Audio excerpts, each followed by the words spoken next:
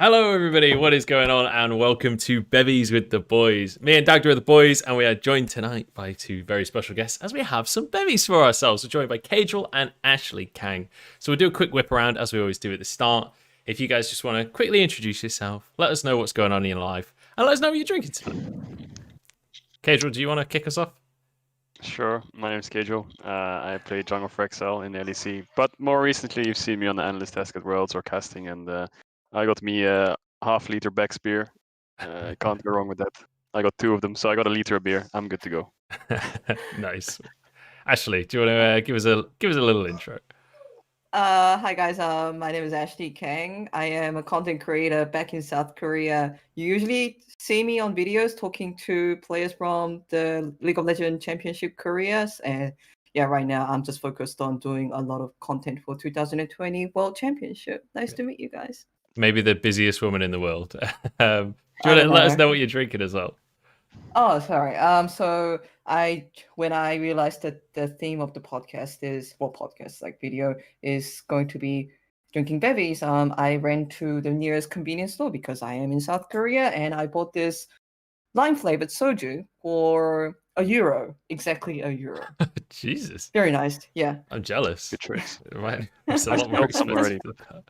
All right, Dag, did you want to go next? Yeah, so I'm Dagda. I'm one of the LPL commentators with Munch, and I'm going to be drinking the same as I had last time, which is the absolute mango infused vodka. And then I got a lime soda water to mix with it, so it looks a bit funky, but it's delicious. Respectable. All right, I'll go last. So I've gone very British this week, and I found some Iron Maiden themed beer that's just covered in Union Jacks. And not only did I get that, they've also done a special edition Halloween version of it. So I've got all kinds of ridiculous beer tonight. Fantastic. I like the way you try and say it like this is the first time you've gone British, when like the last time you I had, like, had Spitfire the other night. Yeah. Well, it turns out the Brits do the best dark ale in the entire world, and I won't take any more comments on that topic. So let's talk a little bit about the World Championship, because I think that's why we're all here. So I feel like since we have an LEC representative here and an LCK representative here, we should start with the first semi-final that we saw. Ashley Kang, you're already beaming just thinking about it. Do you want to tell us a little something about your boys down one? I don't know. Like, it was a very hype matchup, Damdama versus G2. If you have been completely offline the last 2 weeks and haven't kept up with Reddit/Twitter at all, just to keep you updated, that this was a rematch for 2019 quarterfinals between G2 and Damwon, and the LCK rookies, so to speak, because Damwon is a team that is quite new to LCK, as well as all the players being very young, seem to have taken the last Worlds when they lost to G2 relatively personally, and we saw that Damwon not only came up with a good performance, but quite a few BMs, like emoting FPX and IG now and there. But it was a very interesting series, and G2 actually managed to get one game out of Damwon, but in the end, Damwon came out victorious. I guess that's the overview of it. Cadril, how did the series go from your perspective over on the LEC analyst desk at the time? Because that must have been hard to watch in the studio. I have two theories. First theory. Here we go. The first theory is that Damwon played better because it was personal, and G2 didn't feel like it was personal, but they still ran it down for some reason. I don't know why. I think G2 ran it down a bit. I don't think Damwon played that good. I think G2 just misplayed. Like Mickey X on the Pantheon was completely sending it. That was something. That was dirty as fuck. Was magical. And then Caps was sending it in game 4 as well, getting solo killed. But I think given G2 in a good performance, they would have won. My second theory is, if there was a crowd of 20,000 people, G2 would have won. Interesting. That's my controversial take. Why? Why for example, that? last year, right? Last year it was in was it in Spain? I think it was in Spain. They played against each other, and there was like 30,000 people screaming G2, and I think Damwon couldn't take it. I mean, that's the thing though. G2 had the home crowd advantage last time, right? Yeah. Whereas this time it would have been in China regardless. So who knows which team the Chinese fans would have been cheering for? Well, then the broadcast would be there. Then I would be in the crowd, so I would scream. So I think it would still work. I don't know. It was I don't know. I feel like the whole semifinals, every semifinal, if you pick red side and you pick Leona, you win. It's just like a hack, I think. It's like, in Xbox or something, when you go up, down, left, right, R1, R2. If you pick red side and you pick Leona, you can't lose. And that's what happened in this series and the other series too. Okay, Dagda, I just wanna sorry, go on. I just Ashley. want to take on that Leona pick. I do believe the Leona is an extremely valid pick at the moment because it kind of forces the enemy AD carry to take a cleanse. While there are so many spell choices in the bot lane right now, but it just looked like both G2 and Damwon, and I think this was actually decided by G2 and Damwon kind of followed it, wanted to pick very, very map impacting champions. I don't know what's like the best way to do it. Like, I get the Twisted Fate is very like tier 1 champion at the moment, but we saw a very high contention for Twisted Fate compared to Suning versus Hess, where we even saw things like Azir. And I think Pantheon was another one like that. Hey, we want to move around the map as soon as possible, like shake things up around a bit, start skirmishes here and there. So I guess that was the reason behind Pantheon to pick, and also trying to deny Beryl from Pantheon because I think he was pretty much the first support player to play Pantheon support out of all the major regions. Yeah, we definitely I know saw his thing- it I in know his LPL, thing but I have was no playing- idea if it was first or Beryl- second, or it was. Beryl played it very, very early on. Very early on. We saw it towards the latter half of summer in the LPL. Yeah, it's interesting though because like Mickey wasn't like historically bad on Pantheon. We saw Mickey play Pantheon before this game, and he was fine. Like he played well, honestly. So it's kind of surprising to see. It didn't feel like it was like an issue of the guy can't play Pantheon. It felt more of an issue of the team's not on the same page. He's going way more aggressive than everyone else is. Like it felt more like an issue of discoordination as opposed to an issue of the Pantheon pick in of itself. I felt that a lot throughout the series was like G2 kind of were a bit all over the place. Where like if you look in game one, like Wunder taking those 2 terror shots in the top lane just kind of screwed Yankos quite a bit because he had to go fix top lane because he took 2 terror shots and Renekton against Gangplank. So Wunder then lost his lane. Yankos had to go help him. Then in game 2, I think it was, they went for that early terror dive where Perks and Mickey both die in the terror dive. So all that advantages got over. And every single time they tried to do anything, Canyon's just free farming the whole time, and G2 would mess it up. And then Canyon's just like, great, I'm miles ahead, lads. I'm just going to kick you out. I also think 2 things in game 1 especially was, I think first of all, G2 didn't expect Damwon to play Hecarim. I think that kind of caught them off guard. And I think the second thing is the Lucian flex looked good on paper, and when I saw it in the draft, I was like, okay, it makes sense because you get a better mid matchup for Hags, for example. But you're playing Lucian Rakan, and this lane, or was it, what did they play? They played, was it Lucian Rakan? Think they played in bot, or they played like I can they check. played like such a Rakan, weak bot matchup, and every game they were drafting like such just like so weak bot matchup. And he was Lucian Rakan versus Jin Leona or something. And I don't know how you can ever win this 2v2. It's impossible. Like I don't know why they don't draft a winning bot so Mickey can be unleashed on the map. I really didn't like the support picks from G2 throughout the games. The draft in general just felt like it put them on a timer. Whereas just like they kind of realized, oh shit, we've got a mid game comp, we just get outscaled. And then they just tried to force plays that just end up backfiring for a lot of it. Yeah. So agree. I'm just having a look at the draft for that one. They always draft a losing bot matchup. I hated it. Yeah, you're right. It was Lucian Rakan against Leona Jin. Yeah, So, that's yeah, it was a rough one. So like this 2v2 is like if Rakan W's in, he gets stunned and one-shotted, and then Lucian can never kill Leona, and then on top of that, Perks went tier on Lucian, so you're FFing the lane when you're playing an early game AD carry, on top of having a scaling support, which is for team fights, so neither of them kind of had any synergy. So I think if you picked something like Ezreal and put the Lucian mid, so you have some pressure in the lane, then it's actually good. But picking Lucian Rakan and not being able to all in is just doesn't do much. But it's good against Hecarim, I guess.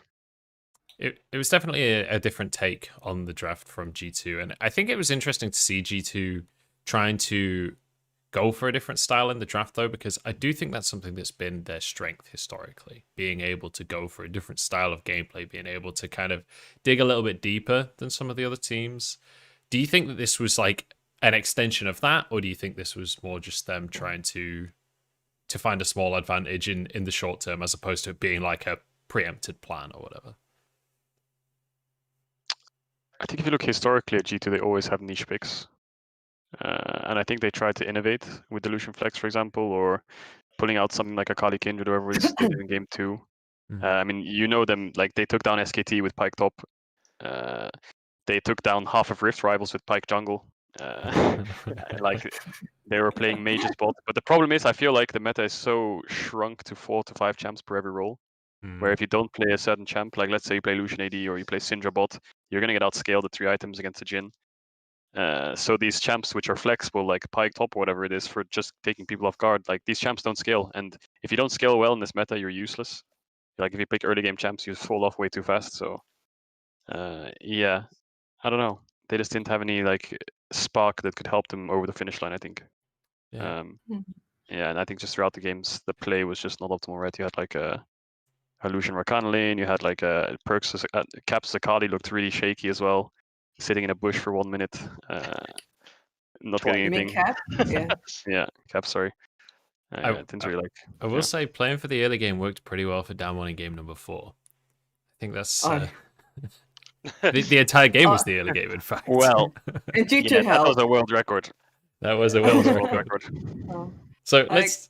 Sorry, go on, Ashley. This is like a side thing, but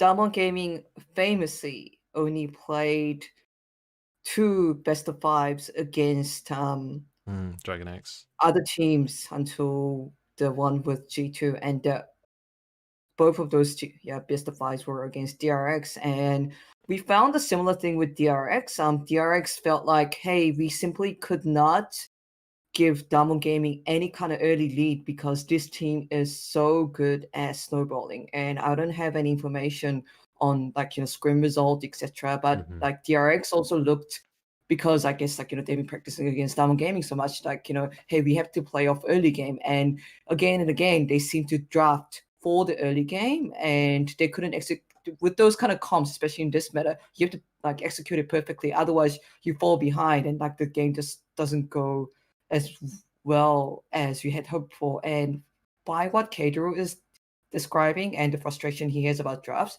it could almost be predicted that G2 kind of fell in the same conundrum as DRX. Hey, they have come to a decision maybe that they had to get an early game lead, otherwise, they couldn't win the game in any other way. Maybe, just maybe. It's just the same pattern that I noticed. The only things I heard from scrims was there was some memes going around saying, if you're gonna scrim Damwon, don't scrim them 2 days in a row. Oh yeah, there was Yankos who said that in the press conference before the semifinals. He was him giving advice to Larson. Yeah. Yeah, It's like too brutal for the mental. I think that's hilarious as well, actually, that you've got Damwon, who are the Korean scrim gods, and you got Suning, who are the LPL scrim gods, and now we have a final of both scrim gods have managed to transition that scrim godness onto the stage. Normally there's like players or teams which are actual scrim gods, but then on stage they are just terrible, or they're just really, really below their expectation. But it's interesting that both scrim gods are like the best teams. Sorry, go on, Doug. That's the problem now. You're going to end up coming in now, and everyone's going to be like, see, I told you, scrims mean everything. They're going to mean everything. Yeah. But it's just like, no. Some teams have it on stage, some teams have it in scrims, but this is like an anomaly where they both actually work together. I'll tell you a secret. Sorry to interrupt you. I'll tell you a secret about our XL split. We had a week of scrims where we went 1-24. And then we went 2-0 on stage against I can't remember who it was, and G2. So how was their fake data? What was the mentality like stepping onto the stage? Like on the start of that first game, when you're stepping on the stage, are you just like already in the mindset of this is doomed, or it is a really bad scrim week not that big of a deal to you? Well, it was online. It was this split, so we didn't actually go on stage. But I say stage when I mean competitive game. It's my bad, yeah. I don't know. Yeah, just go with nothing to lose, and then we went 2-0. It was like, okay, nice. And then from then on, our scrim results came a lot better. It was like 56% win rate, which is fine. But that week was a horror. It was like, I think it was a new patch, and we were trying out so many things, and nothing was working, and we were all getting mad. You start the week as best friends, and you finish the week like hating each other. Yeah, then we went 2-0 and everything was forgotten, so it was a banger week. It was like this, their roller coaster was really like this. Yeah, well, that's what they always say, isn't it? That like a winning team doesn't have many issues like interpersonally, because it's kind of the ultimate like band-aid for the team of like, if you're winning, everything's golden. Like the world is a better place kind of thing. Yeah. So I want to actually ask, since we've got the 2 Scrim God teams in the finals, how much do you guys think that is influenced by the fact that there is no crowds, by the fact that even though they're on stage, it's not the same, like kind of what you were alluding to earlier, Cadril, where these teams don't have audiences. Do you buy into the fact that some teams feed off of the audience and some teams don't, or do you think that that's kind of a bit superfluous? I think there is something behind having an audience. I think that some players can crumble and some can like really shine. I don't know. It depends on the player. I think there's like 3 stages to an audience. You have like the players who choke it up and they can't handle the pressure. You have players who don't really get affected, and you have players who just completely clutch it when there's a stage. I think a good example of that is Perks. I think he's under pressure, like in a best of 5 with a crowd, he's completely unleashed, and he plays out of his mind.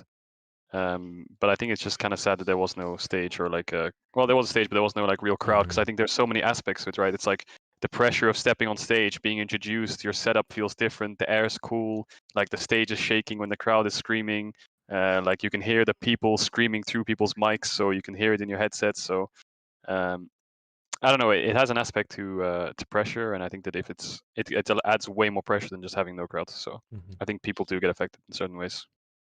Is the candle you're holding for DRX and Gen G, Ashley? Should I send one to Cadril so he can hold up for G2 too? Yeah. Okay. Oh, everywhere I go, it's oh no, not me, please. Brutal. I have Good one, two for DRX and Gen G. So Good one, maybe Ashley. Good one, Ashley. I like that we have Ashley on this week, so then if LPL loses next week, we're totally in the clear. Yeah, exactly. We're roast free at the minute. I hope Sunning win now. I was cheering it. Now I'm on the Sunning hype train. Welcome aboard, mate. No. Welcome aboard. I happen to be the conductor. So actually, I want to ask you as well. Like, do you, because you've spoken to a lot of players, I feel like you've heard a lot of different perspectives. Is this something that you've got a vibe that this has influenced any of the players? The fact that there is no audience, the fact that they're, even though they're playing on stage, it's not in that live environment quite in the same way. Do you feel like players have been affected? Have you heard anything that's like, would suggest that? Or even the fact that they're in, I assume, a green screen arena must be kind of weird. I remember asking Nuguri about this. I'm just trying to bring up the conversation. So I also talked to Kenyon about this. Like, I think that the players themselves will tell you that, you know, they have had enough stage experience, because also in the LCK we play the majority of the games at Low Park, and it is a big stadium, like without the virtual screens, and you have the casters there. So I think like they will tell you themselves that, hey, like, you know, we have got enough stage experience that it doesn't impact us anymore. But as Kadra is saying, I do think that it does have certain impact. Yeah, like, you know, Diamond Gaming, they did not perform as well as their Scrim expectations in 2019 Worlds, and perhaps nerves played some parts in it. And like also like Kadra mentioned, some players just love to step on this stage, like, you know, Reckless or Perks, or even players like Faker. So I will say it does play a certain aspect, because it's such a huge, like, I'm not a player myself, so I'm probably not the best person to, you know, give any observation of it, but it must be such a big thing to step on that stage and, like, you know, realize just seeing audience in front of you and everyone, like, you know, it hits you, everyone is watching my performance. And even when you wear the headphones, the players will tell me, hey, when we make a big play and the crowd cheer, we can still hear them through the white noise, through the headphones, and it has such a big impact on the performance. So I would say that it does have a certain impact. Yeah. I was just going to point out that as much as I love European teams, I think a good example of this by just looking at facts is Mad Lions, right? So you look at Mad Lions in spring on stage in the LEC, they were around 6th, 7th place. They just about made playoffs. The stage did disappear towards the end of the week. They made playoffs. They got 3rd place. And then all of this split, they came 2nd in the regular season, no stage. Then they go to Worlds, and their scrims are going really good, from what we heard. Then they get on stage, and they just can't play. They're not even with a crowd, but just the fact they're on stage against these wildcard regions, they weren't performing. Let's be honest, they were kind of running it a bit. And then the best of 5, they played really bad as well. So it's sort of something to look at as a fact, rather than like kind of question it in a way. I just think that Mad Lions, for example, for me, especially when I played against them in spring, I thought that on stage it didn't feel like they were as aggressive or performing as well. But then when it came to Mhm. online games, they really stepped up. It felt like it wasn't like the biggest change for them going into summer. I think the coaching staff helped them a lot. But when I played against them in spring versus summer, there was a massive change for me. It's quite interesting because back in LCK, we had DRX, who ended up being LCK's second seed.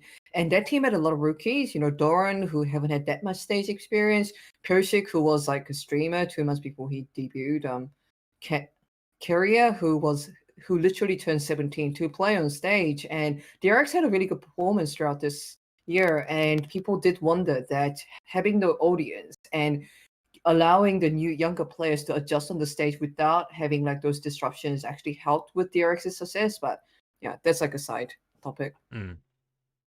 Interesting.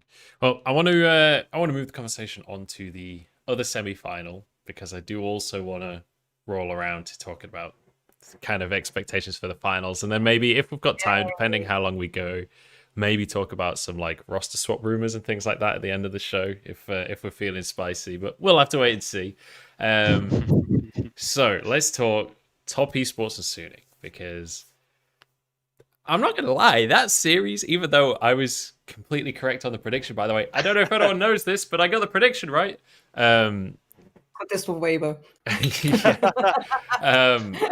That was actually kind of an anticlimactic series.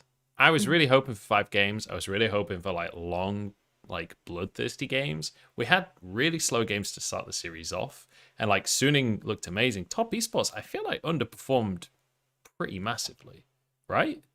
I don't even think that's controversial to say. Like Jackie especially, he kind of ran it down. I loved Azale's. The 2-2 If you kill. look at Azale's Twitter for like game one is just what the fuck is Jackie Love doing in like 5 tweets. Just like highlight after highlight of Jackie Love flashing in and just dying instantly for no reason. So like I saw some stat, and someone might need to confirm me on this, but Jackie Love picked Jin on the first game, and he only used ult once in that entire game. Bruh. Wait, really? Wow. Yeah, because he had like really low damage. He didn't even hit 10k. Oh my god. Damn. And that's rare might for need Jackie Love. Yeah. Like, Yeah, I might need to confirm it.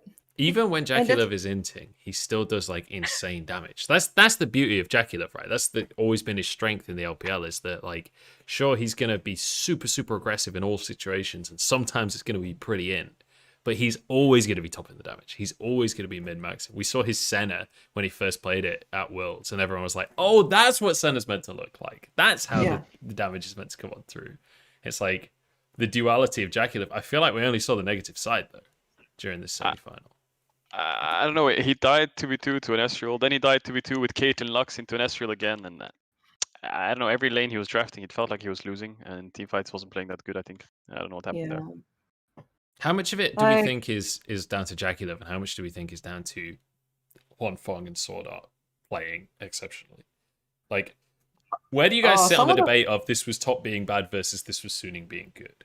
Some of the plays that Jackie Love was making by himself, I don't know, like I know that a lot of this is going to get clicked on Weibo, etc. But it was just individually, it wasn't the Jackie Love that I was expecting. And this is me talking as a person who watched the LPL finals live, and I was watching Test versus Jingdong Gaming, and I'm like, oh my fucking god, this is like the clash of gods. Look at this bloodthirsty, like, super mechanical plays flashing everywhere. Like, oh my god, look at this, like, Knight, like, landing his ult. Like, I'm as an LCK fan, I'm scared. I'm really scared, and that's not the test that I saw on the stage. And from a person who does watch LPL and came to expect a lot from the LPL teams, this was not what I was expecting. Like, I know that Karsa was trying really his best, and Knight at times was usually trying to, like, lift Test by like the throat, and then trying to drag them through the finish line, like 1v9ing. But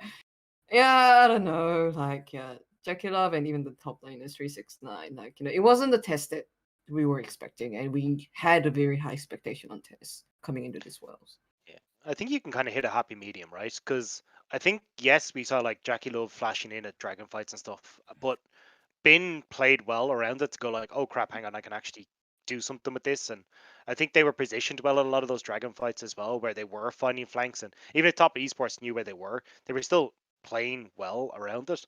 Or sorry, Suning were still playing well, but I think top esports just they didn't really respect them. It felt like for a lot of it, whereas just like okay, well they're there, but we're still going to skill check it. But Suning on the day were just outperforming them pretty much in every single team fight, whether it was Angel catching them with a Zoe or the Akali at the end of the day, or we saw Huan Feng looking amazing. Bin had a fantastic series, and SOFM was doing SOFM things. So I think overall that skill check the top esports usually go for, they just failed miserably at.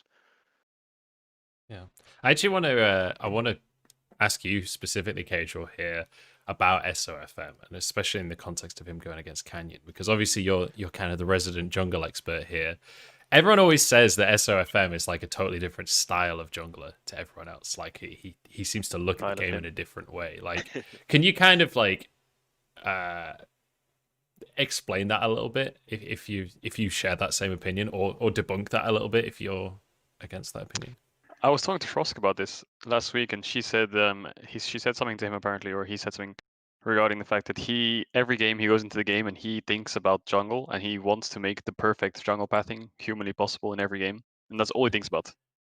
And I was watching his some of his pro views and stuff, and this guy's efficiency and farming it's disturbing.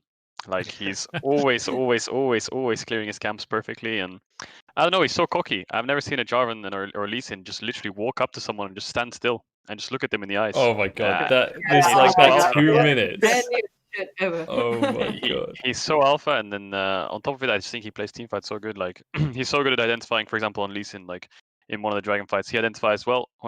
Jackie Love's pretty much dead in this fight. Even though Jackie Love's 5-0, I could go on him and kill him, but I'll go on Knight instead. And just the way he plays his kicks are just so crazy good. And I don't know. His champion pool is really good. He's a pretty good jungler. I think the only weakness he has is he doesn't gank as much.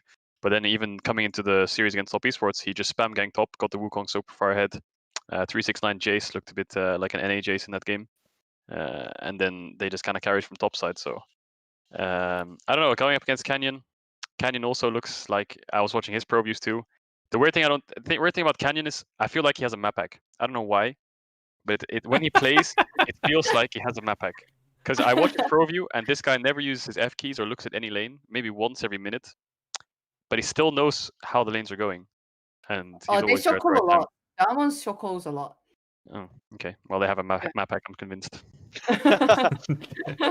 So you've got one jungler who's got efficiency, and you've got one jungler with a map pack. So I don't know who's going to win. Fun fact. For viewers who aren't familiar with it, there is a challenge called, is it Ning Challenge or Soften Challenge? Yeah, it's a Ning challenge, right? It's a Ning Challenge, and then Ning was very, very slow at clearing jungle camps, and other junglers came in and tried to beat Ning's record for it, and I think Sofum actually won that challenge. That wouldn't surprise me at all. Because I wasn't there. Even Rookie did the challenge. Yeah, which is obviously Ning's and mid beat later. Ning's record. Yeah, Oh my God. it's pretty brutal. I actually want to. Sorry, go on. I just wanted to clarify this. I'm pretty sure that Sofum won that eventual challenge. That's That amazing. wouldn't surprise me. Yeah, He's a PvE master. It doesn't surprise me at all. Raids so much, I'm sure of it. He's challenging Wonder at this point. Wonder's gonna try to scout him for Stand by the Ball and try to talk to Sofa. They've got to have something to do with the off season, right?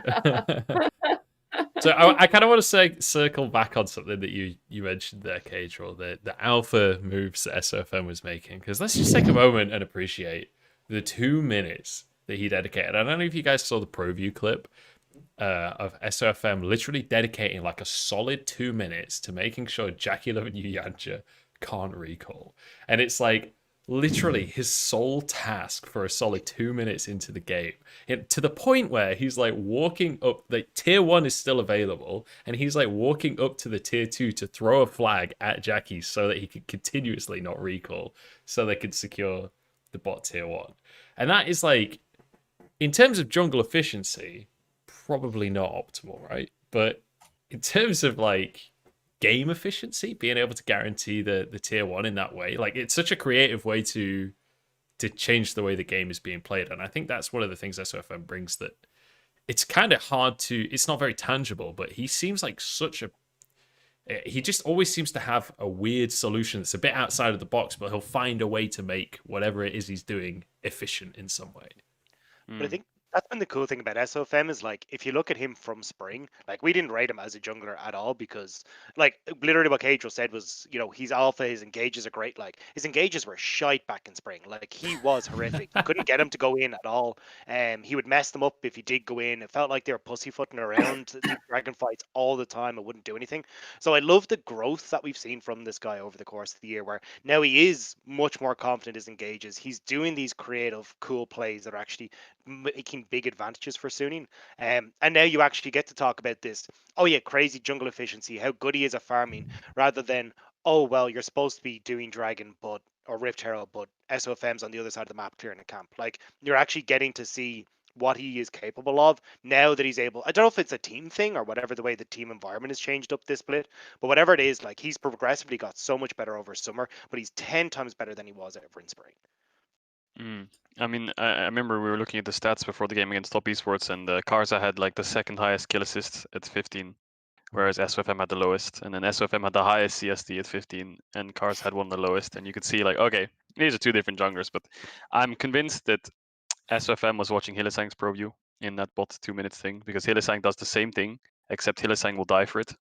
SOFM was a bit more controlled in this. Hylissang will chase you to your tier 3, level 5, and he'll hook you on your tier 3 to make sure you cancel your base and die for it, and then make you have to cancel your base again to kill him, and then base, and then run spot. So yeah, SOFM is a bit of a tempo genius. He knows that if he keeps canceling them, I don't know, I think it's just disrespect from Top Esports. You just have to stand at your tower and base, or run to your Nexus if you have to. Like, it's better than just sitting there getting recall cancelled 10 times in a row every 8 seconds, wasting 2 minutes, not catching waves, losing plates. Like, he is a king of efficiency, and that was mega, mega efficient. I think even dying for it there was worth it after the 2 minutes. So you're saying SFM didn't commit hard enough. You would have gone all the way to the Nexus if that was necessary. Just chase him to the Nexus. And then your bot lane is laning 2 versus 0, hitting the plates, plus 160 gold every like 15 seconds, pushing in waves which are like 250 gold each.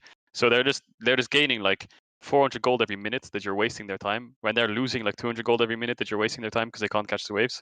So I don't know, he must have had it in his head. He knew that if he keeps cancelling them, then it's a timer until they are going to get back to the lane, and then every time they were cancelled, the timer kept going up. So yeah. Tempo genius. I like it a lot. All right, let's talk a little bit about the mid lane though, because I think there were some surprises in the mid lane in this series. First of all, Angel leveling up in a huge way. Like, we've seen Angel have exceptional games across the year, but it's been like few and far between. In this series, he looked consistent and he looked fantastic. His Akali is basically something that I don't have the stats on how many times he played it in the LPL, but when I think of Angel, I don't think of Akali, you know. Once, is it? Once in spring. The second one was against whatever team it was that he's playing earlier on the G2, yeah, I thought it was. Yeah, G2, and then the third one was this one. He just like pulls it out of nowhere, and suddenly he's like, "Hey, by the way, I'm a fantastic Akali. I'm going to take over the game." Like, Angel has leveled up, but also on the other side, Knight had a pretty quiet series. Like, I don't think Knight played badly, but it certainly wasn't like, when you consider the hype around Knight coming into the tournament, the expectation of Knight that was built up was kind of, he's going to 1v9 every single game. And that was not the level of performance we saw out of Knight in the mid lane, unfortunately. I think Knight got a little bit done dirty, to be honest. I think everyone's kind of talking about him going, oh, well, he didn't hard carry this game. But if you look at like the Orianna game specifically, there was a couple of times where he got like these fantastic shockwaves where he'd nearly kill off SOFM, and Kindred would just about get the ults off. And you're like, okay, cool, now you can do some stuff with this. You've got 2 people off the map. And then you see Jackie Love just arcane shift over the wall and die 1 for 1. Like, there was plenty of times where they could have made advantages off of these plays that Knight was making, but it felt like the rest of the team was kind of falling apart around them. So I think definitely there was a little bit of, I think Knight could have had more moments to shine, but I definitely don't think he's been put forward correctly with the impact that he had. I mean, he played 3 Orianna games in a row. He was really jailed by his coach, I think. I mean, the Echo game he played, he was popping off, but the problem was enemy Jax was 15-0, so he couldn't really match him on side lane. So he had to rely on himself to smurf the team fights. But then Karza kind of put the handcuffs on him and said, I'm going to lose this game real quick, and then tried to dive Jax on a tier 1. So yeah, he definitely got jailed in that game. And then the other games, like his Oriana was fine. The problem with Oriana is you're buying a tier and you're waiting till 25 minutes, 30 minutes, 3 items, and then you're going to carry. But this team was griefing it before that, so I would have liked to have seen Knight on some more proactive champs. Maybe something like Akali, which he played in the group stage. Even though his Akali in the I want group to stage see looks Zoe. shaky. Or Zoe as well, yeah. Yeah. Something that can actually do something. Because Oriana is all about peeling for your tanks and then waiting for them to step too far forwards, popping a shockwave and killing everyone. But if enemy team is playing like Jax or Zoe or Akali, it's impossible to hit these champs with a shockwave. And they're also playing loads of Ezreal against them as well. So it's not like they had like an Ashe or an Azir in the backline, barring game one, obviously. But it's not like he could really do much with his ult. So, I mean, it must have been scrim results. I think that's the only real thing I can guess. Like, he must have been scrimming with Oriana, and it looked broken in scrims. And then he thought, oh, let's just pick Oriana every game. Same kind of thing with the Galio. Like, the Galio, he didn't play it, but in the group stage and some of the quarterfinals games, I think Galio was considered OP because you just pick Predator and you just run bot and get a double kill. But on stage, the realism is that you're stuck on your tower down 30 CS and you're useless. So that champ fell off quite quickly, and I think Oriana was not as proactive as it should have been for a player like Knight. Just completely going off the tangent. I was listening to the Korean cast for the test versus Suning because the Shy was like the guest commentator. Yeah. Maybe the least God. self-aware player in the history of the world. Let me tell you, he's raging at every single like wrong moves at top, like the top laner is making, and all he talks about is top lane, by the way.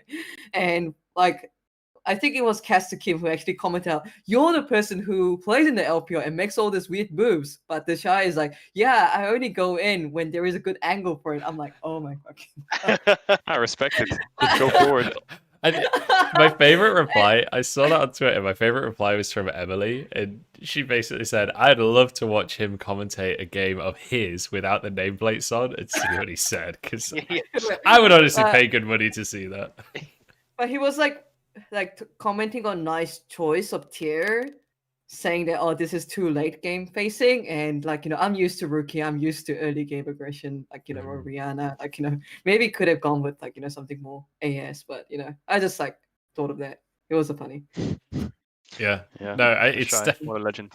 I think if you're used to having rookie in the mid lane, no matter who your mid laner is other than rookie, you're going to be pretty much complaining and saying this guy's not doing enough because, like, let's be real here, rookie kind of has a little bit more than his fair share of burden on that team, especially especially on Oriana. Rookie's Oriana is like, oh my god, it's something else, man.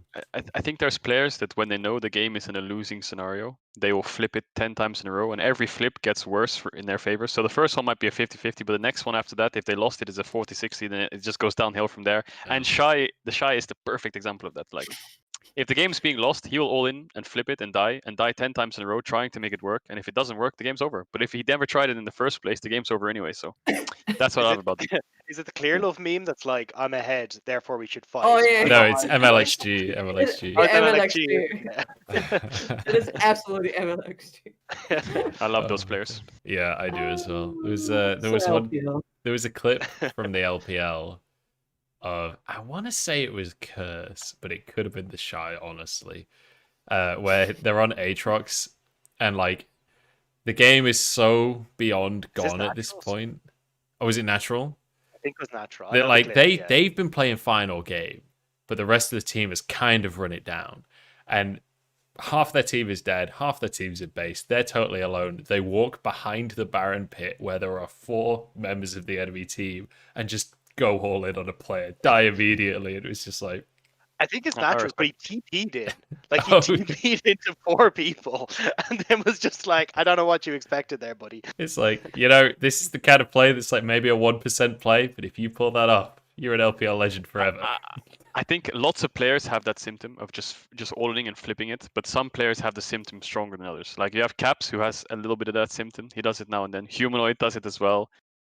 Perks tends to do it too, Wunder as well. But then you have like the LPL players who have a real big injection of that symptom, like the Shy, for example. I love the Cannon just going 110 if he has to, just keep going. If he knows he's going to get dove, then dive me. You have to play it perfectly. If you do it, I'll die. Sure, kill me. But if you don't, the game's lost.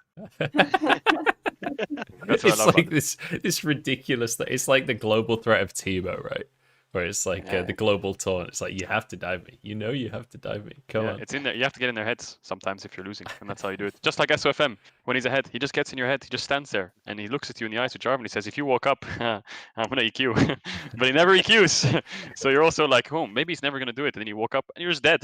So Like, I actually do appreciate that whole LPL mentality, because this was also something that I saw a lot of players who were solo queuing in the Chinese server saying that, hey, in the Chinese server, people tend to go in even at 40, 60, 30, 70, because they believe, because they have the pure skill, they can, come out favorable on their particular, trade. And that's essentially like the Chinese mentality. And I guess I appreciate it, because that's something that LCK has often been commented on lacking. Again, going back to guest commentators in the Korean broadcast, Rookie was on the Korean broadcast some time ago, and of course, he's Korean, but at the same time, he's an LPL player, and he said something that kind of stuck with me. Like, yeah, like they're trying something drastic and they're throwing, but you have to throw enough to know how to make a super play. Otherwise, you don't know how to make a super play. And there was a really LPL quote, but it also kind of makes sense in a little way. I don't know how to say it's it. like it's the higher level of limit testing, right? Yeah, If you don't yeah. throw enough games, you don't know how to make the play that Limit doesn't test. throw the game. Yeah. that Yeah, term yeah, was exactly. floating around Europe as well. The term super play. It's like when the game is lost, just flip it, and it's called the super play. And if it works, then you're back in it, and if it doesn't, then the game ends faster. So it's a win-win.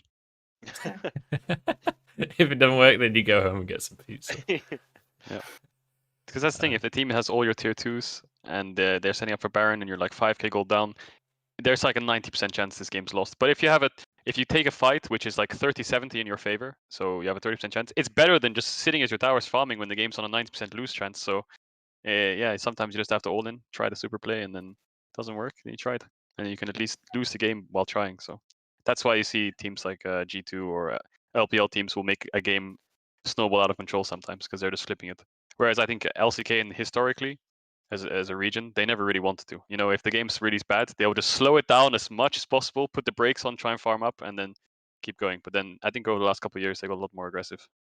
I will say, as a spectator, it frustrates me when you see the team with worse scaling just playing as slow as possible because they're behind, and like maybe we'll scale into this one, like praying that the enemy just completely throws for like 50 minutes, and it's like, oh god, can we just play the next game? I just want to watch something interesting. Oh god, I'm losing my mind. I've seen that so many times. It's yeah, that's something. But hey, I'm in the LPL, so we don't see that very often, let's be honest. So let's talk about the finals here. Actually, that's a lie. One of the top esports Sunning games, I was really falling asleep in the first 15 minutes. Yeah, It was right? like first weird. 15 minutes, I was like.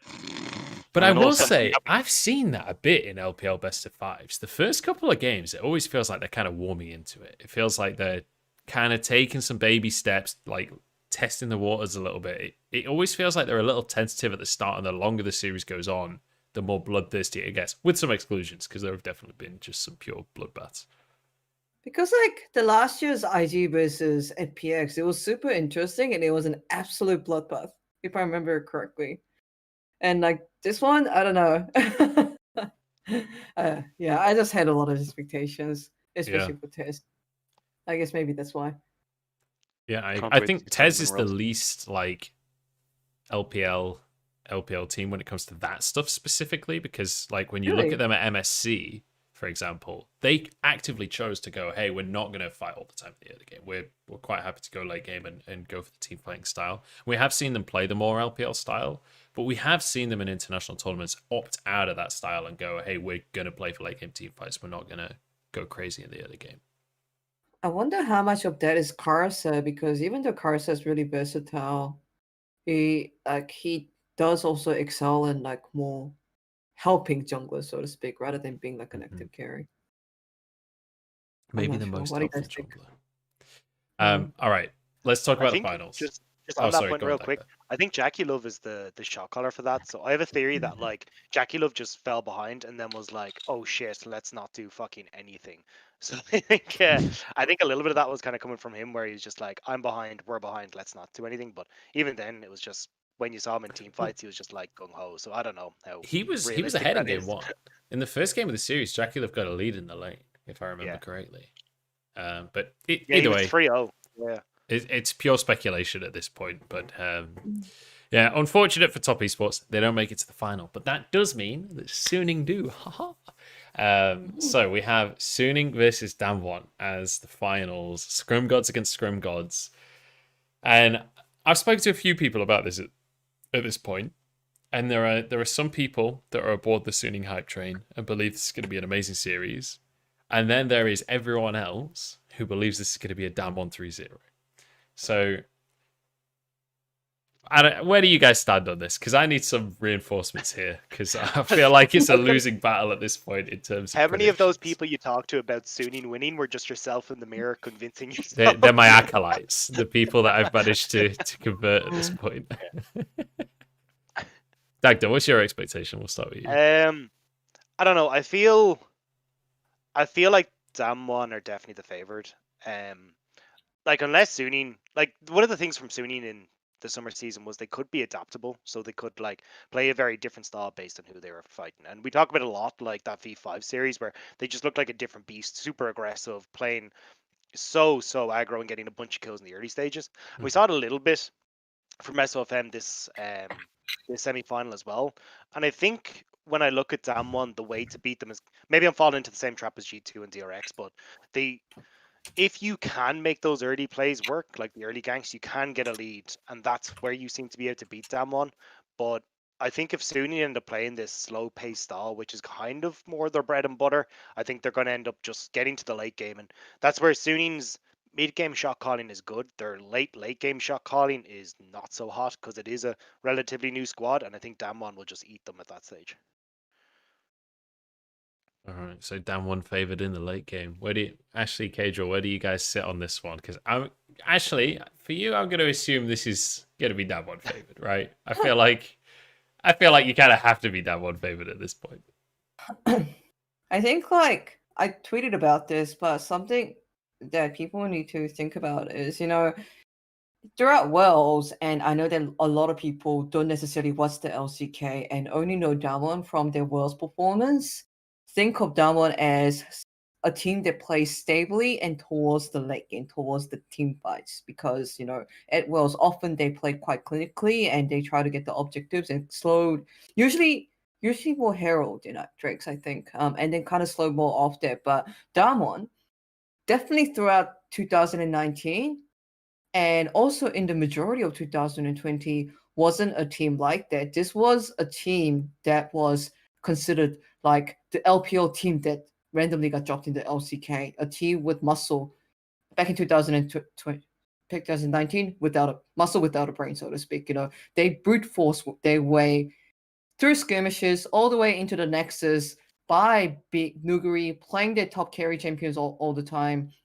Showmaker being a really, really good laner, and Canyon also being really gifted mechanically. And it was only sometime in the middle of 2020 summer split that Damwon actually started diversifying their playstyle. We see it in the 2020 summer split finals when Damwon suddenly decided to play Orin top Nuguri, and everyone just kind of lost their shit because, oh my god, Nuguri is playing Orin? What the fuck is this timeline? Because he's always like playing things like Camille and Chase and stuff like that. So Damwon started diversifying their playstyle quite closely to Worlds.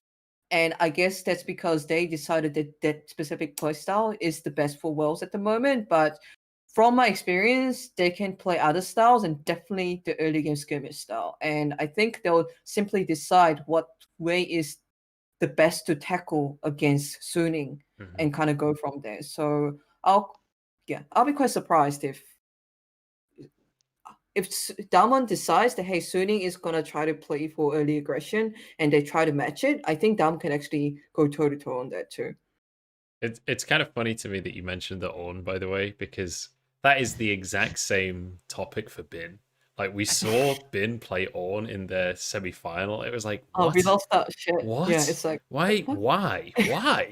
Like, this is Bin. He doesn't play Ornn. He doesn't play tanks. He plays carries. Like, that's all he does. That's what he does. Just let him do that. I feel like after play-ins, Ornn was like 100% pick ban, 100% win rate. And then now we get to the World Finals, and it's like, just stay away from Ornn, please, guys. Like, we don't want to see it. Like, let's just play carry top laners. This is the way forward, I think. That's the thing about Nuguri. I think like it's quite funny because Ben says I'm not like the shy, but he really feels like the shy sometimes. Honestly, Damwon feel like that IG of the LCK in my mind. Like, it's super. There's a lot of parallels there between those two teams, in my opinion. But I think the Damwon actually can play a bit smarter, and they tend to move better as a team. IG felt more raw, especially Ning. Ning was very, very raw. I feel like that's almost a choice on IG's part, where it feels like they kind of don't want to be super serious, but I don't know. That's speculation on my part. Kadril, I am interested to hear your take on this as well, though. Where are you sitting, like, at the start of the conversation here with Damwon and Suning? I don't know. I've been thinking about it a lot, actually. I don't know. I feel like Damwon they have no weaknesses. It kind of pisses me off sometimes. I can't find any holes in their play. I think that this game will be decided. First of all, I think draft will be so important in this series because I think that if Canyon gets a winning jungle matchup and they get a winning bot matchup, then I think the game is already over, kind of. I think if you saw that in the drafts, like the way they draft against G2, that one was so good. Like they realized Leona was OP, and then they started blind picking Caitlyn, and then forcing them to not pick Leona because then they can go Caitlyn Morgana, and then you can't lane. So they are. The thing is, they also have champion oceans. Like they have Lulu top Ornn, they have carries, they have playmaking mids, they have supportive mids, they have roaming supports, they have laning supports. So they have a big champion ocean. So I think if Sonic can get a good draft and a really good jungle matchup for SOFM, I think they're in a good spot. I also think that team fighting, I think Sunning is really, really, really strong right now. So I think that if it comes to team fights, then I think Sunning will be fine because you saw it against top esports in the first game. They were down like 4k gold. They were down 2 Drakes. It kind of sucked for them, but they scaled and they won the fight. So they know their win conditions pretty well. So I don't know. I kind of want Sunning to win because I want Sword Art to win Worlds because it's a really good anime story arc and I really like it. And Damwon just stomping everyone and winning and not losing, like losing one game throughout the whole tournament would be a bit boring. They lost. They dropped the game against G2. Okay, they lost 2. They lost 2 games. And also against JDG. Yeah, so they would lose 2 games for the whole tournament if they 3-0 the finals. I don't like that. I I want that to will stop. say, if Damwon wins in a convincing fashion, it is going to feel like LCK is back, isn't it? Yeah. Because when you think about the way that LCK has won world championships in the past, it's been brutal, man. Like there have been multiple LCK teams that came to the world championship like, yep, we're here. Nobody could beat us. All right, there's a world championship. See you next year. You know? I think a way Damwon can make a mistake is if they leave Camille open and then they give Camille to the enemy team without first picking it and focusing on other champs. Because I think that you saw in game 2 versus G2, they didn't really have an answer to Camille. Nuguri pulls out his Fiora and it was a bit cringe. I think Nuguri wanted a Fiora skin. That's my. I saw that on Twitter as well. I saw a couple of people saying that. Yeah, and things like Jax as well, he could pull out if he wants to into the Camille. But I think that just dropping certain champs like giving SFM Nidalee or Graves could be a small mistake. I think giving Camille over could be a small mistake. Maybe dropping TF Prio. Maybe if Sonny want to pick up TF, that could be really good for them as well because you can respond to plays so easily. But yeah, overall, Damwon, I think they have no real weaknesses. They look like 5 fucking good individuals with a map hack, and I don't know what the counter is. Unless you can maybe if they mess up early a little bit and you outscale them, like Suning did against Top Esports in the first game. Like Suning versus Top Esports first game, they had 3 losing lanes, they had a Lee Sin, and then they had no Drakes. So the game was pretty lost until they scaled to 2-3 items on a zero Ezreal, and then the Wukong carried. So, but then you also have 369 who was completely NA chasing it up and griefing it. So if Damwon don't have someone that's making a mistake and they're actually snowballing the game properly, I just don't see how Suning can win. Like the thing about the Damwon gaming players, because I do really like Suning and what they have shown so far, but except for FM, who is quite interesting on his own, I feel like the Damwon laners are similar to Suning almost in a way, but have slightly bigger champion pool. Like Nuguri can complete. I think Nuguri does still have like that aggression carry top laner in him, and we saw that he can play Gangplank. Like he can definitely play Camille. He can also play Vladimir. He's shown this so many times in the LCK, but also he can play Lulu and Ornn.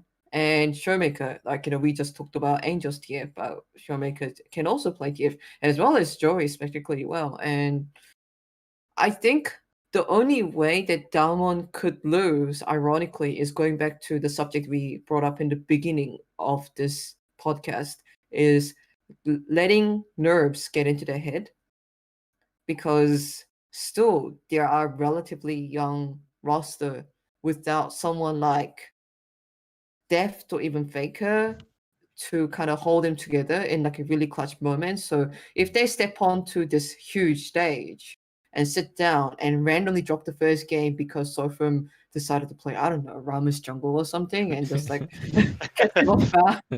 I can see it. Like, you're saying I something don't know, I'm silly, but just I can making see it, shit up, honestly. you know what I mean? Oh, lovely. I can just like Rama's jungle up and just like diving top and 1 minute later diving bot or something and just like completely throw the game away, and Diamond Gaming feels a bit nervous.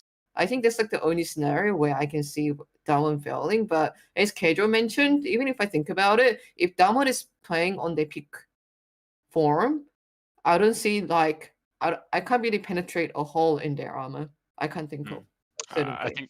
think the only ways they have to approach this is it's either mid or jungle. It's the way they're gonna win this with Sunning. I think you have to throw a curveball at them one. Maybe like start picking some Galio. Angel's Galio is pretty sick. So Mhm. maybe just pick Galio, draft a Kindred Galio for SFM, an Angel, and then just play hard for mid to into bot, and then maybe you can do something.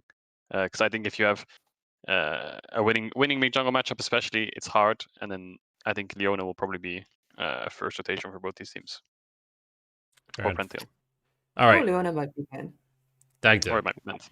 Yeah. I I'm need kind you of, to say some nice things about Suning now. well, 'cause- I'm excited. I know we're talking about the mid jungle 2v2 and then moving that to bot. I'm really excited to see what Bin and Nuggery can do up against each other. I think that's Yeah. such Oh a my tight god. matchup. And if those two, like, if you take the chains off of both of them, what happens? Like, what do we get between these two? Like, honestly, Hang I on, think. hang on. Take the chains off. I don't think Bin has had any chains at any No, but point. I mean, Like, no. What I mean Bin is like doesn't give Nuguri us. being on like Orn and stuff like this, or the cannons and Oh that, yeah. like taking him on to and Fiora, but like get him on to like these champions where he can like really go toe to toe against the two of them. I think that matchup is so damn exciting. And if you do have SOFM who like usually tends to play up that way, and Bin does start to get to lead, game one versus top esports, his Wukong was disgusting.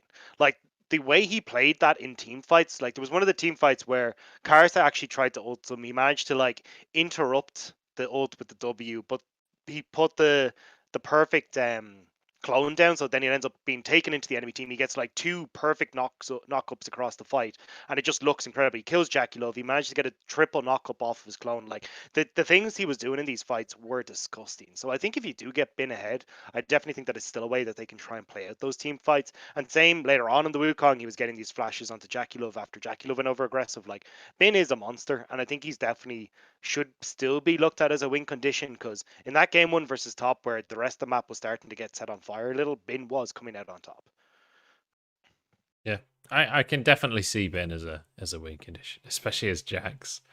I feel like Bin's Jax is probably going to be banned, honestly, which is a weird, like, banning Jax seems like a strange thing to do, but at the same time, like, especially opening up the Camille pick for Damwon, I feel like Bin's Jax almost has to just be respected at this point with how dominant he has been on that pick.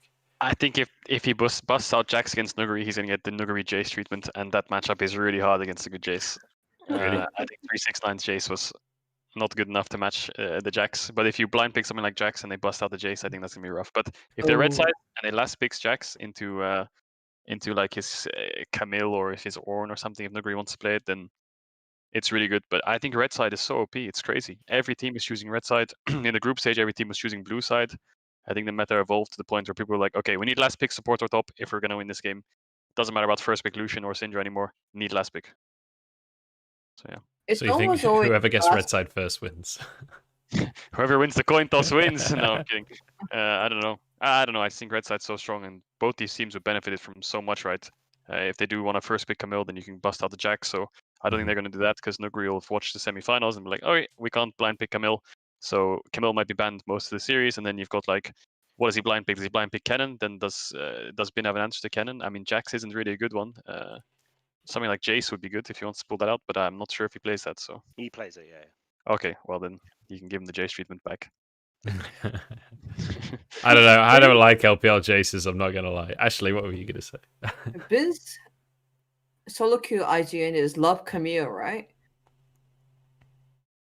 Yeah. So I'm pretty is sure, yeah. Bing- Is that Longxing or is that Bin? I'm pretty sure it's been. I think it's Maybe it been, is. yeah. Yeah, and also, you know how at the opening scene for 2020 Summer Split teaser, Nuguri's portrayed as Jace, but his favorite champions are Camille and Vladimir. He was like, "Oh yeah, I wanted to do Camille or Vladimir, but they thought it didn't look cool, so I went with Jace." I mean, his Jace is really good too. So Yeah, so we got two really good Camille players. So I don't know. I'm just really excited. I just hope one of them gets Camille. Hopefully Nuguri, but I mean, I guess would it imagine sucks. we're going to see a reasonable amount of Camille. And also, let's just quickly consider something Cadril said earlier on in the podcast. Angel's a really good Galio. Galio Camille is a pretty good combo. I don't know if you guys have heard about this, but it's so is Showmaker. basically He's a impossible really to good escape. Galio. The thing with So- Galio Camille is it was so OP until people learned that you could buy stopwatch. And when you bought stopwatch, it was really hard to play as Galio Camille because MAD, if the game, like if you're ahead as Galio Camille, you play overside, you play like a 1-4, and then the Galio pushes in mid and then ults to the Camille side lane when she all ins enemy top right. But the problem is you have like champs like Senatam who can match it. You have TF now. You have Silas with TF ult. You have like all these globals that can kind of counteract it. And on top of that, people are starting to on. invest in stopwatches a lot. So I will say, if you're playing Galio, you don't have to play against the Silas with TF ult. That's or almost a the given. Silas with know. Galio open. Never Same know. thing. Maybe that's the new meta. You know. That's Yeah, true. just- Galio support. Yeah. I mean, I would love to see some Galio, honestly. I think that's going to be a big curveball for Demon. Just because the Galio is so strong at shutting down carry junglers. Carry junglers are so hard counted by Galio. It's crazy. I'm gonna back in 2 seconds, guys. Sorry.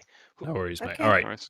So I want to start to sort of wind up this conversation. And if you guys are all right with it, I want to go into some conversations of maybe roster swaps and things like that we've already started to hear some rumors about. And then we'll maybe do a Q&A with chat at the very end of things. So let's wind up the conversation about the World Championship Finals with some predictions. If you guys are all right with that.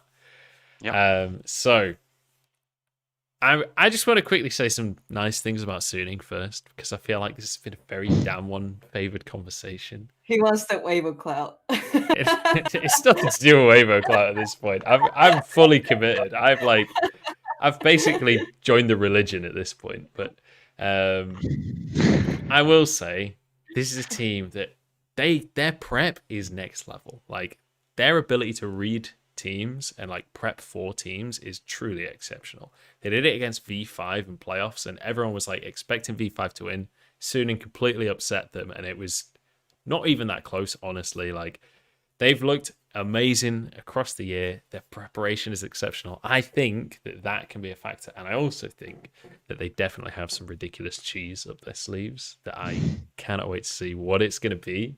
But there is absolutely no way in my mind that this is just a normal meta best of 5 for the finals. I just don't ever see that happening between these two teams, because there's no way Suning allows that to happen, because I'm sure that they know that straight up in the meta, Damwon probably wins. But if they can throw a spanner in the works, I think Suning's got this. So I'll throw my prediction out first. 3-2 Suning is where I'm going with this one, because I think it's going to be a banger. I'll go this way around. We'll go clockwise. So Cadril, what's your prediction, mate? 3-0 Sunning. 3-0. Oh, let's go, Cadril. Yeah. That's my prediction. No reasoning behind it. I'm just confident. You're officially a bishop of the Church of Suning. Congratulations. I love Suning. No, the biggest thing I love about Suning is their team icon. It's the best. It's It's so good, isn't angry it? lion with a Harry Potter blue scar on its forehead. And if you don't vote for this to win, something's wrong with you. And it's like cute angry though, you know? It's like something where it's trying to be angry, but it's a little bit too adorable to be angry. Anyway, Ashley, tell us your prediction. Speaking of logos, if you flip Damwon logo on a mirror, it says "now mad." I love that so much. It's so stupid, but I love it so much. I just want to celebrate the fact that, like, Damwon succeeding has so many meanings. Like, in a way, Diamond almost feels like a mutant in LCK. You know, they play completely, almost a different way from what we've come to expect from the LCK teams. You know, they play aggressive. You know, they play the skirmishes. They are creative and they know how to adapt to the meta rather than saying that okay, we will just play what's the best for us and try to make fewer mistakes as possible. So, but at the same time, that one actually is like an embodiment of what LCK is, like, you know, finding talents from the solo queue and getting them up from the challengers career and putting them all the way into the LCK. So I really like that one story, but I'm gonna say Suiting Series 0 because I believe in Voodoo. Ooh, you're gonna say You're Suiting? Wow. Do you say Suiting 3-0? because I don't want to curse that one. Okay. You know what? Okay. I'll take No, a you're 3-0. not allowed on the I don't train. care about curses. Curses not even real. Punch, There's kick her no off the hope. train. There's, Kick her off the train. Not allowed. She can have the back Fake carriage. ticket. She can have the It's back fake. carriage. It's fake there's reliever. no hope. There's no hope for LCK. It's gonna be the LPL dominance from now on. We're just happy that we took the series out of G2. We can go home pretty happy with that. So All right. Well, I don't believe in kisses, so I'm just going to take that as a 3-0 seeding. We take those. Dagda, where are you at, mate? I'm gonna go with yourself, Munch. I'm gonna go 3-2 Suiting. Can't let the boys down. Gotta go with them. So yeah, I think Bravo, I hope we're in everyone. for. I think we're gonna be in for a great series, though. I don't think like either of these teams are gonna go off quietly. I think we're gonna have an absolute banger. I think even if it's like a one-sided scoreline at the end of it, the games themselves will be like hype as Yeah. fuck, basically. I think we're going to... There's no way that Just Suning please, just no dies more without 3-0 fighting, you know? finals. Just no I more know. 3-0 Just finals. give us a 3-1 at least. All right. I can't believe we got 4 Suning predictions. That was like That's literally crazy. my last possible expectation. Well, but- three. Let's be honest. Yeah, Three and three and a half, cursed 3.5. Suning prediction. But hey, you know what? I'll take it. okay, if all I right. had to guess, I would have said 3-1 to down one. Okay. So that's the Well, That's real. you'd have been unofficial. wrong. That's the real prediction. That's my unofficial. So let's move on with the conversation. I kind of want to talk a little bit about roster swaps, if that's okay with you guys. And roster swaps, roster rumors. Let's be realistic here.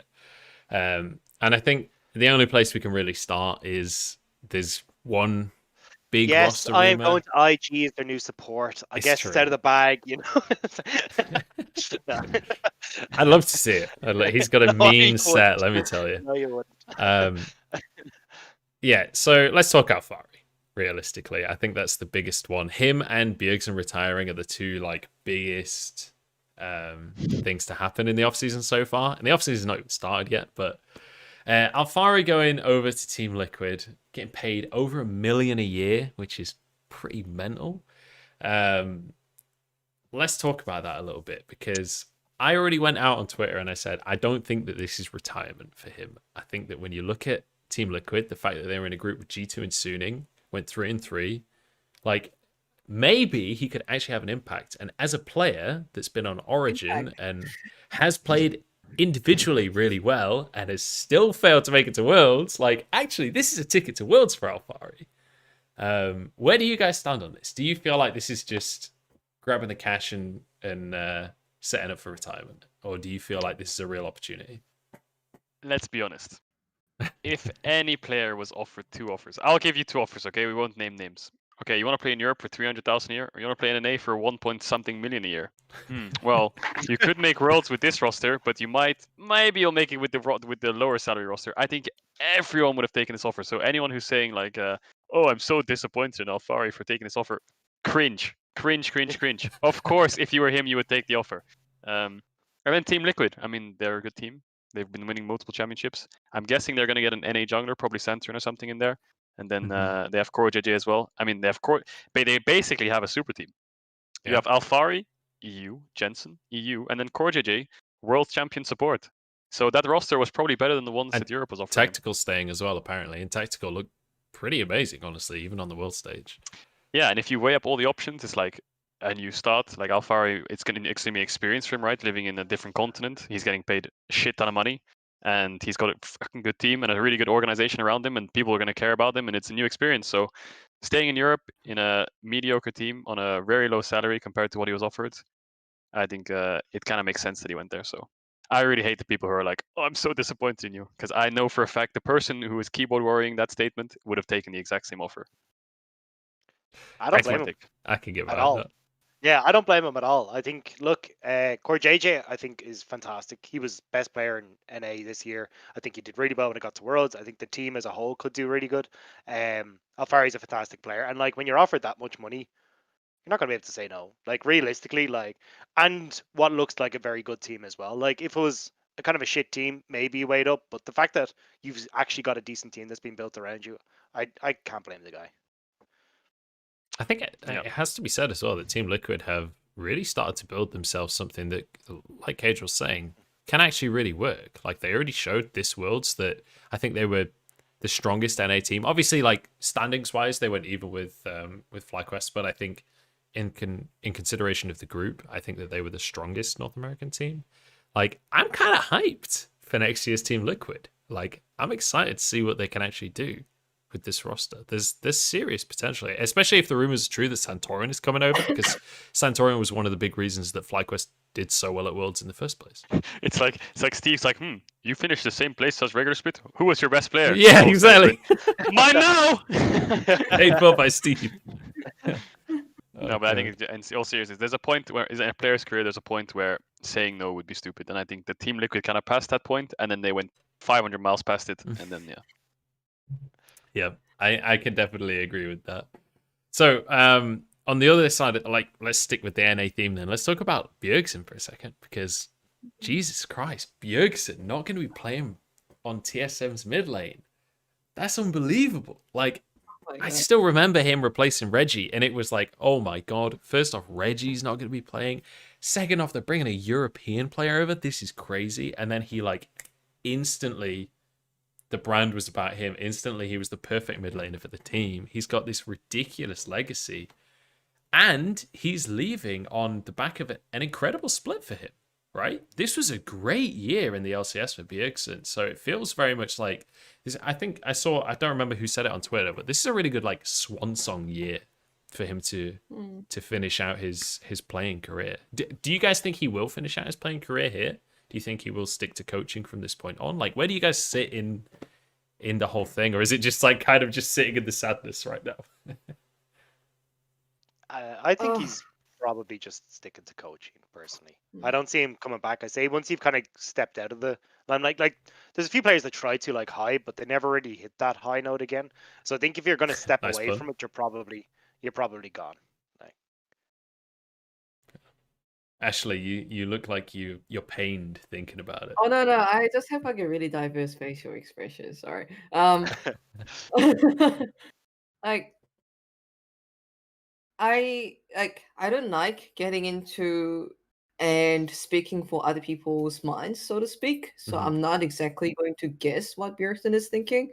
I'm just gonna quote the interview that I did with him recently. And he said that like, because usually you ask the players, what are your motivations? Because some players only dream of winning Worlds, and their whole year rotates around the fact that they're building up towards Worlds. And some players just enjoy playing every week, every split, every game by game. And Bjergsen did kind of mention it was the latter for him, that he enjoys, playing the game, and not only just the game and his own performance, but seeing the team come together and, seeing the team synergy come together and building up this relationship was what he was really enjoying a lot every split. So if what I heard from the interview is true, and if that perspective of League of Legends is what he enjoys the most, why not continue doing that? And also challenge himself in a coaching role where he can be more in-depth about building the team. So from what I've heard, like everyone has to do what they're good at and what they're best at. So good on him. But at the same time, yeah, as a League of Legends fan, as any other League of Legends fan out there, I will miss Bjergsen. I will miss his Jillians. Where do you sit, Casual? That's well, it made me really sad Because when I first came to League in season 5 as a mid laner, I think I went pro in season 6. He was the first person I followed on Twitter. He was the first player I looked at. It was him and Faker, and then it was like, damn, they're like my icons. I want to play against them one day, as a mid laner, because you're like, oh, they're so fucking good. Oh my god. And then he retired, and I was just like, wait, my whole world just came crashing down on me. Like realism, it all hit me in the face like a running into a wall. I was like, oh my god, that guy Bjergsen's retired, dude. Like 4 years ago, I looked up to him and watched his VODs, and I thought he was one of the best mid laners in the world. And now he's just ended his career on a high note. Like he just won the split of LCS. He just won the split. He won I don't know if he got MVP, but he needed MVP for that whole performance of completely carrying his team across the finish line. And yeah, his worlds was not that good, but I don't know. It was just such a shock. Yeah, sad to see. Really sad to see. Yeah, for sure. It's definitely it's sad, I think, for everyone to see Bjergsen leaving. But on the similar note to Ashley, I am happy that he is finding a new way to personally find happiness while staying in the league scene, while furthering his career. And obviously, like, I think it was a given that he was going to stay with TSM as an organization, as a part owner and everything. Like, it just makes sense to continue furthering that organization. So I think being in a coaching role and maybe moving into like management eventually and that kind of thing, I think makes a ton of sense for him personally. So I'm still happy for Bjergsen that at least he is doing something that he wants to do. And I think this is on his terms, right? Because I think with the year that he's had, I think this has to be on his terms. I don't think there's any way that TSM is like pushing him out, because I think that he was maybe their best player this year. I also wondered, like, oh, sorry, you go first. No, go for it. Sorry.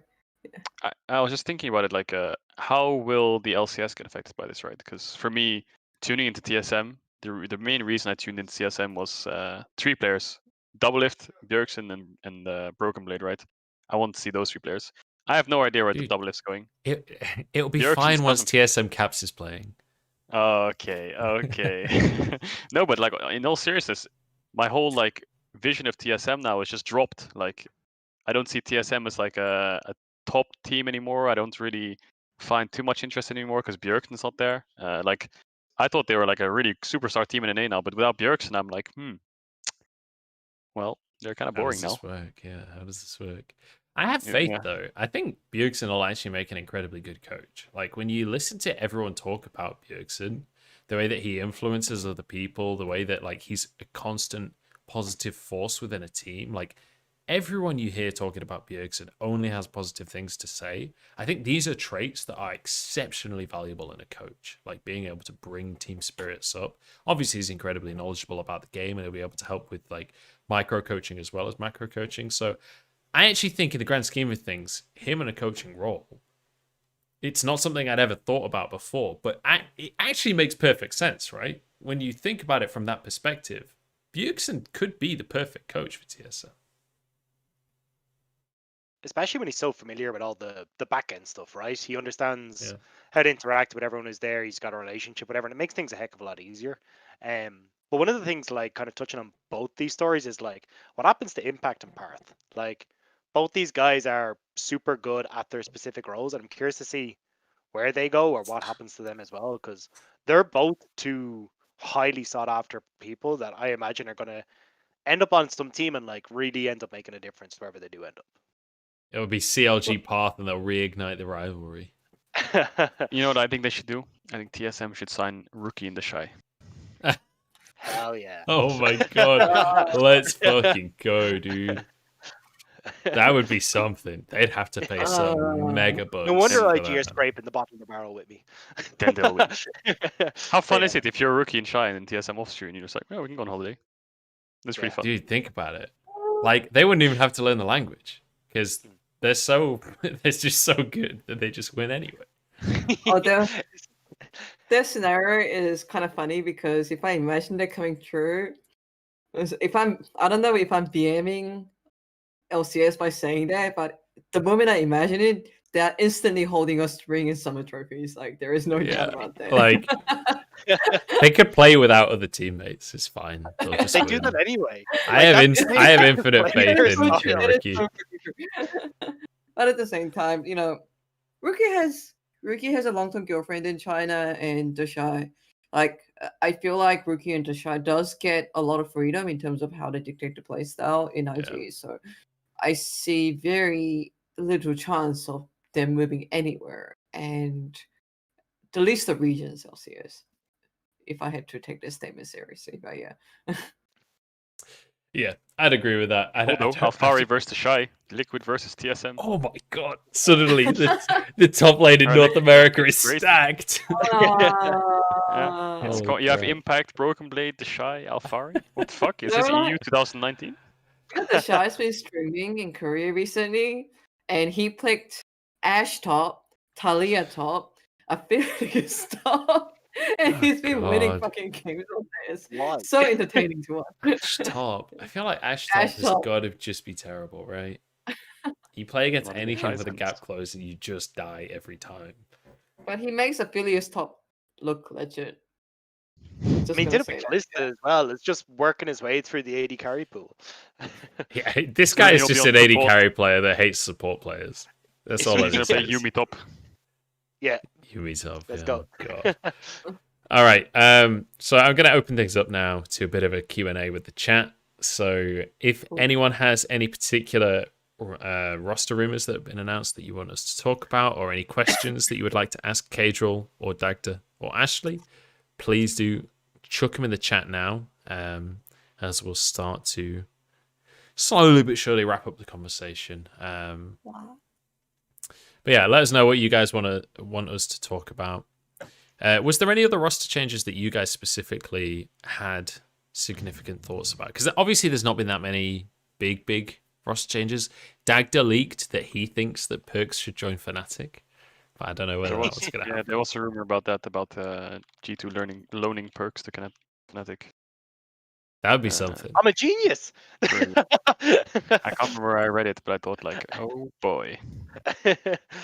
Dagda said it on the last episode, and I was like, no way, no don't know, way. I just And then I think- saw that on Twitter, and I was like, surely not. Surely he's not the Maybe I prophet. accidentally started the rumor, but either way, I just think No. that Perks is he just looks sad in the AD carry position. He just looks like he doesn't want to be there.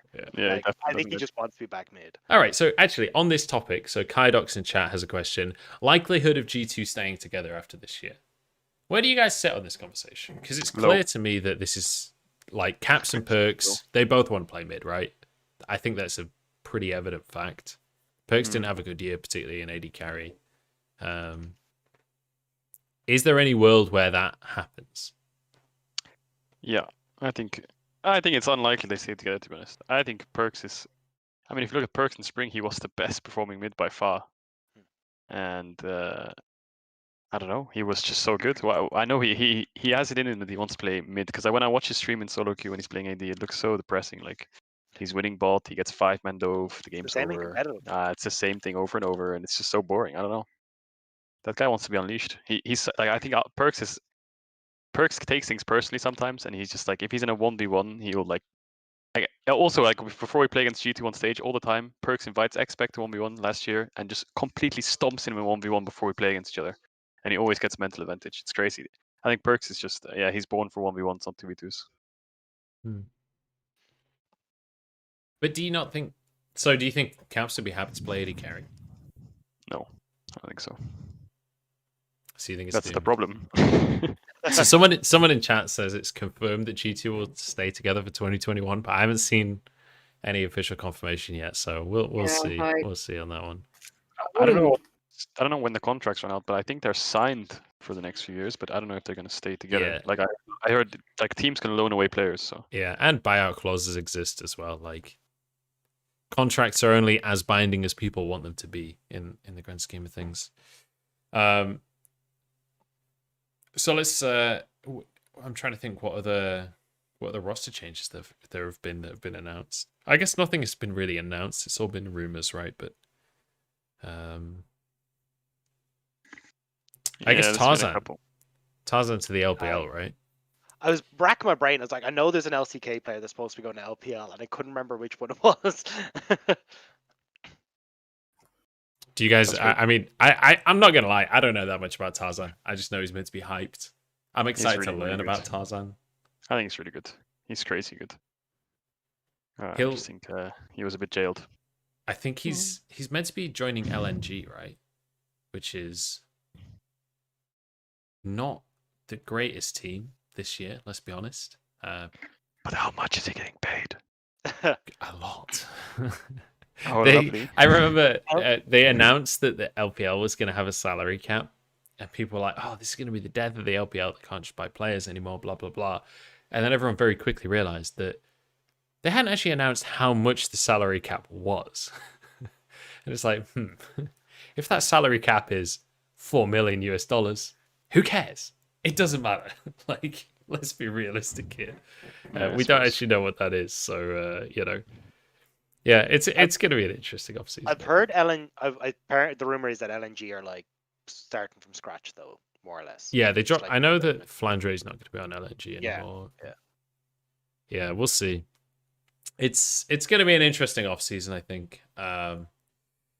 Apparently, there's been an Astralis roster that has been rumored or something, but I don't know anything about that one. Astralis supposedly signing Zanzara, Jeskla, Promiscu. I haven't seen that rumor. I don't know what you guys think about that rumor. Zanzara is pretty hyped though. Certainly, I know Veteran is like a huge Zanzara fanboy. Yeah. and He's always looked Promiscu- really good in EU Masters. Oh, sorry, I just have to I was go. always impressed with Zanzar. Doorbell's ringing. Sorry, 1 second. Oh, good. Oh, good. Yeah, Zanzar in. Oh, sorry, Ashley, did you wanna? No.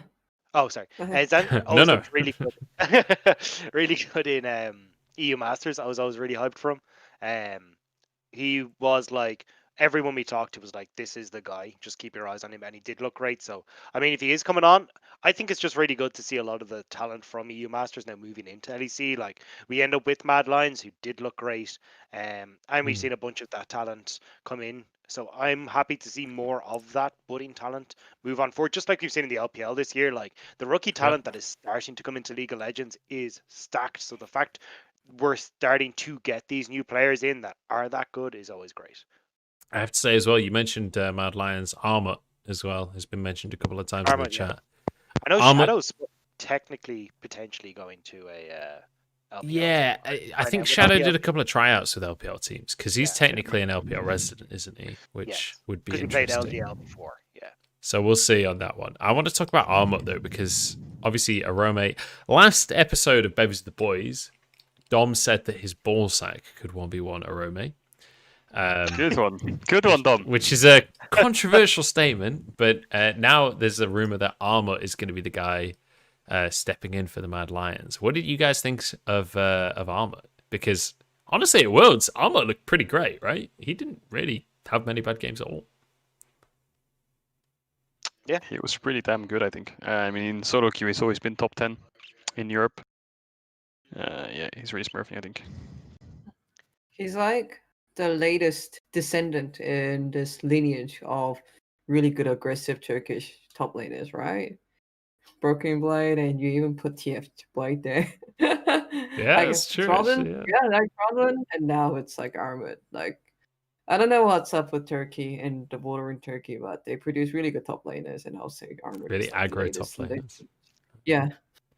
Yeah, I could get behind that. Yeah, that's true. That's true. I didn't think about TF Blade. Yeah. All right. Well, it seems like the conversation is drying up a little bit at this point, so I think we'll close out the show. Thank you very much for joining us. I'm just going to do one last whip around. If you guys want to let people know what is going on in your lives, where they can check you out, like YouTube channels, Twitch channels, all that kind of stuff, and then we'll close out the show. So we'll go in clockwise once again. So Kadril, then Ashley, and then Dagda, and then we'll close out the show. Yeah, I'm deciding what I'm doing next year. Maybe you'll see it announced soon. It hasn't been decided, but if you want to know where it's going to be announced, it'll probably be on my social media. It's just @Casual. That's me. Yeah. Sounds good. All right, Ashley, what are you up to right now? Well, I have a Twitter, so if you want any kind of content between proper interviews with LCK players and me just like, crying over photos of retired LCK players, so I don't know. Okay, just like my Twitter is like the biggest like LCK fangirl Twitter. So if you want to follow those kind of content, just go. Okay, all right. Well, if you want to follow an awesome player / caster, it's at Casual. If you want to follow Nope, an just awesome player. interviewer that does a ton of player-related content, follow Ashley Kang on Twitter. Obviously, the Twitters are on the screen already. Dagda, what are you up to right now? I'm going to very quickly follow up saying Cadro's got a very entertaining stream on Twitch as well. That's true. See him He get- does you watched suck him at get Dark Souls. smashed at Dark Souls at one stage over in China. Oh yeah, I also- used to come and meet there. Okay, I might have 500 deaths, but there's only one boss left now. Mate, That's I can Midir. help you. We can duo that if you Midir- need some help. I can't kill him. I can't kill him. He's too broken. This boss. Which boss? Midir, the dragon. Oh, okay, yeah. Midir's hard. Midir's hard. Okay. Okay. I can always drop a summon sign. Anyway, we're gonna round up the show. Thank you. Where, Oh. Give me a second, I dude. thought you were done. I thought you were done. I know. I know. Also, Ashley has Horizon, and also her YouTube channel is fantastic. I'd very much recommend following there. And then I'm Dagda on Twitter, and I'll eventually start streaming on twitch.tv/DagdaCasts or DagdaLPL even. Twitch TV /DagdaLPL. Yeah, follow everyone on Twitter. That's the easiest way because we all tweet everything because we are obsessed with social media. So with that, I'm going to close out the show. Thank you very much for watching, everyone. And we'll see you next week after the finals for the 6th episode of Bevvies to the Boys.